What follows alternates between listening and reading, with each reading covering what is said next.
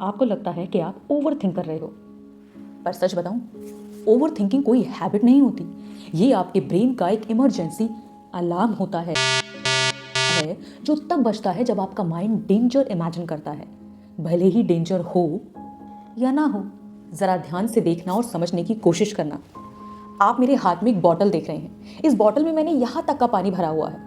अब जब मैं इस बॉटल को पकड़ रही हूँ तो मुझे इतनी भारी महसूस नहीं हो रही, लेकिन क्या हो जब मैं इस बॉटल को अपने हाथ में 15 मिनट, आधा घंटा और 1 घंटा पकड़े रहूंगी। अगर मैं ऐसा करती हूँ तो मेरा ये हाथ नम हो जाएगा, मुझे दर्द होने लगेगा, मेरा हाथ कांपने लगेगा। कुछ समझे? बोतल इतनी भारी नहीं थी, लेकिन उस बोतल को जितने टाइम तक मैंने पकड़े रखा, उस बोतल ने उसके वजन को मेरे लिए कई गुना ज़्यादा बढ़ा दिया। दोस्तों, ये ओवर थिंकिंग की प्रॉब्लम का जो वेट होता है ना, वो नहीं बढ़ता, बल्कि आप उसको जितना लंबा पकड़े रखते हो वो आपको उतना ज़्यादा दर्द देता है और उतना ज़्यादा आपको तोड़ देता है।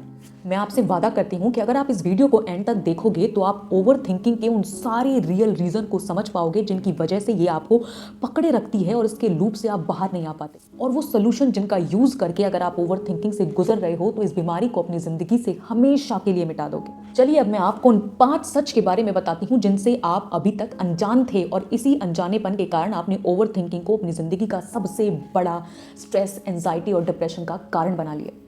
दोस्तों, ये ओवर थिंकिंग ट्रुथ नहीं है, बल्कि आपके फियर का एक लूप होता है।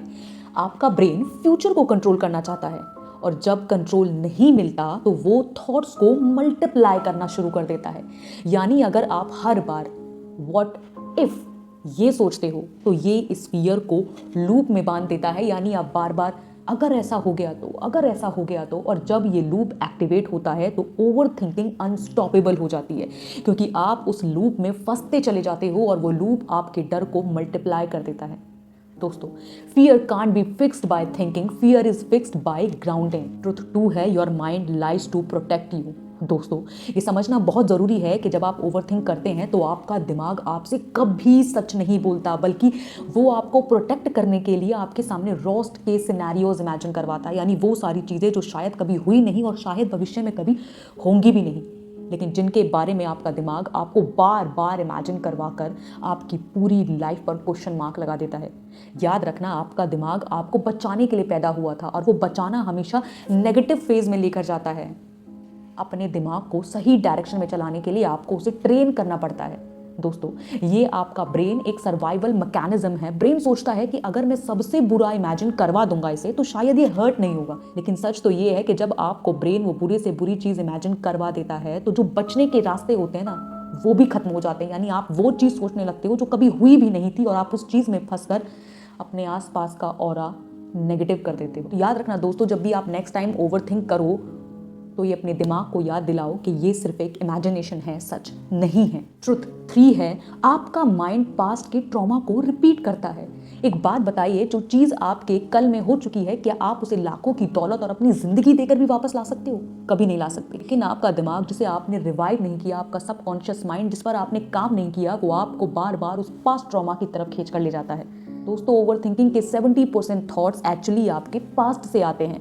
आपका सबकॉन्शियस ओल्ड बाउंड्स को रिपीट करता है, और इसलिए हर सिचुएशन में वही सेम फियर एक्टिवेट हो जाता है।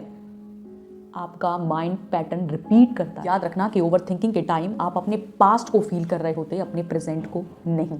ट्रुथ 4 है, ओवरथिंकिंग आपकी बॉडी को वीक बना देता है।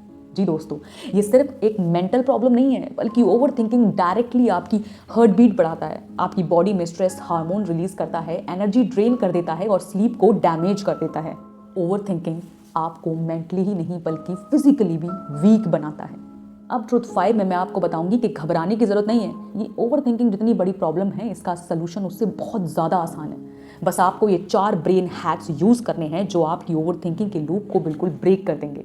हैक 1 है, switch from why to what.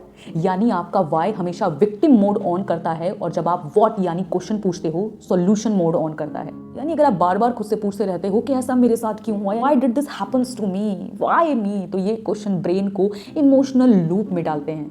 उसकी जगह आपको पूछना शुरू करना है व्हाट नाउ। तो याद रखना दोस्तों, जब भी आपकी ओवरथिंकिंग स्टार्ट हो, आप कुछ भी सोचना शुरू करो तो अपने आप से सवाल करना, what can I do next. ये जो मेरे दिमाग में चल रहा है इसे ठीक करने के लिए मैं क्या कर सकता हूं। और जैसे ही आप ये कहोगे तो this signal shift breaks 50% of your overthinking. Solution 2 है stop thinking in feelings language. दोस्तों, फीलिंग्स आपको एग्जेगरेट करती हैं और फैक्ट्स आपको काम करते हैं। जब आपका ब्रेन एंशियस होता है तो वो फैक्ट्स नहीं देखता, वो फीलिंग्स को ही रियलिटी मानने लगता है। जो आपके अंदर चल रहा है वही सच है, जबकि उसके सामने वो सारे फैक्ट्स मौजूद होते हैं कि ऐसा हो ही नहीं सकता। जब ओवर थिंकिंग बढ़ती है तो आप अपने सोचने समझने की शक्ति मार देते हो। दोस्तों, एवरीवन विल जज मी की जगह सोचो कि हु एग्जैक्टली विल नोटिस। उसे नाम दो, सही करने की कोशिश करो, फैक्ट्स पर काम करो, क्योंकि अगर आप फैक्ट्स के बारे में सोचेंगे तो आपका माइंड आपको काम होने की तरफ लेकर जाएगा, ना कि एक्स्ट्रा ओवर थिंकिंग की तरफ। तो जब भी आप किसी भी टॉपिक पर बहुत ज़्यादा सोचने लगो तो ये सवाल करो कि फैक्ट क्या है, ये जो मैं सोच रहा हूँ इस पर कौन कौन सी चीज़ें लागू होती हैं। फीलिंग्स को बीच में मत लेकर आओ, जो दिख रहा है उस पर काम करो। सोल्यूशन 3 है रियल लाइफ मिरर। यानी जब कोई आपको इग्नोर करता है, ब्रेन इंस्टेंटली आपको रोस्ट के सिनेरियो दिखाने लगता है। शायद उसे इंटरेस्ट नहीं है, शायद उसे कोई और मिल गया है, या शायद मैं बोरिंग हूँ, या वो मेरी डिसरिस्पेक्ट कर रहा है। लेकिन रियलिटी सिंपल होती है। हो सकता है कि वो बिजी वो स्पेस चाहता हो सकता है वो बात हो ही ना, मगर आपका ब्रेन स्टोरी बनाने लगता है। और जब वो स्टोरी बनाना स्टार्ट कर देता है तो पेन रियलिटी से नहीं, आपकी इमेजिनेशन से होने लगता है। यानी सच आपको पेन नहीं देता, लेकिन उस सच को ना जानकर आप जो इमेजिनेशन करने लगते हो वो आपकी रियलिटी बना देता है और वो आपको पेन देना शुरू करता है। सोल्यूशन 4 है break it physically before mentally. यानी बॉडी इंटरप्ट्स ब्रेन लूप।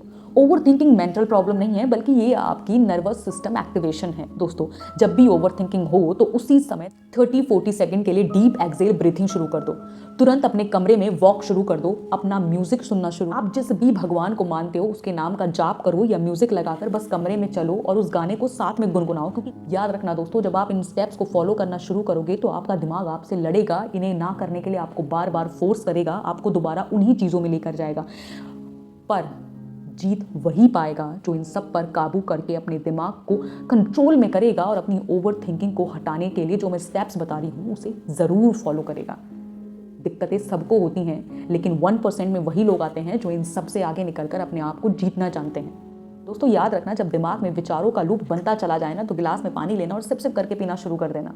अपने चेहरे पर ठंडा पानी डालना और खुद से सवाल करना कि अगर आज इस ओवर थिंकिंग को नहीं तोड़ा तो कल ये मुझे तोड़ देगी। सोल्यूशन 5 है write it out. Brain stop repeating written thoughts. याद रखना कि आपका ब्रेन रिपीट इसलिए करता है because it's trying to store and protect information. चाहता है कि इसे स्टोर कर लिया जाए, प्रोटेक्ट कर लिया जाए। लेकिन याद रखना, जब भी आप उसे लिख दोगे तो ब्रेन को सिग्नल मिल जाता है कि इन्फॉर्मेशन सेफ हो गई है, और लिखने से आपकी प्रॉब्लम आपके सामने आ जाती है और फिर आपका दिमाग उसके पॉसिबल सोल्यूशन पर सोचना शुरू कर देता है। तो याद रखना, जब भी दिमाग में किसी भी विचार को लेकर सोच रहे हो तो उसको पेपर पर उतारो, और उतारने के बाद अब अगला काम जो करना है वो है इसका सोल्यूशन ढूंढने का। पेपर नहीं निकल रहा है, उस पर ओवर थिंकिंग चल रही है, तो उसके लिए क्या क्या स्टेप्स करने चाहिए वो सोचो। घर में प्रॉब्लम चल रही है, उस पर क्या क्या स्टेप लिए जाने चाहिए वो सोचो। आपकी ओवर थिंकिंग को रोकने का स्टार्टिंग पॉइंट मैं आपको दे सकती हूँ, लेकिन उसे बरकरार रखने का और उसके रियल सोल्यूशन ढूंढने का काम इन स्टेप को फॉलो करके आप कर सकते हैं। तो दोस्तों, ये सेशन यही खत्म करती हूँ। उम्मीद करती हूँ कि इससे आपको थोड़ी बहुत मदद तो जरूर मिली होगी। दोस्तों, मैंने आपके लिए मेंबरशिप वाला ऑप्शन खोल दिया है। अगर आप मुझसे किसी भी सवाल का पर्सनलाइज जवाब चाहते हैं तो आप मेंबरशिप बाय कर सकते हैं। आपके सवालों के जवाब आपको 1 घंटे के अंदर मिलेंगे। और जैसा मैंने आपसे कहा था कि 1-to-1 सेशन जिसमें हम कॉल और वीडियो कॉल के माध्यम से जुड़ेंगे, वो जल्दी मैं आपके सामने लेकर आने वाली हूँ। तब तक खुश रहिए, आबाद रहिए, जिंदाबाद रहिए। और हाँ, इस चैनल को लाइक, शेयर और सब्सक्राइब करना बिल्कुल ना भूलें। धन्यवाद।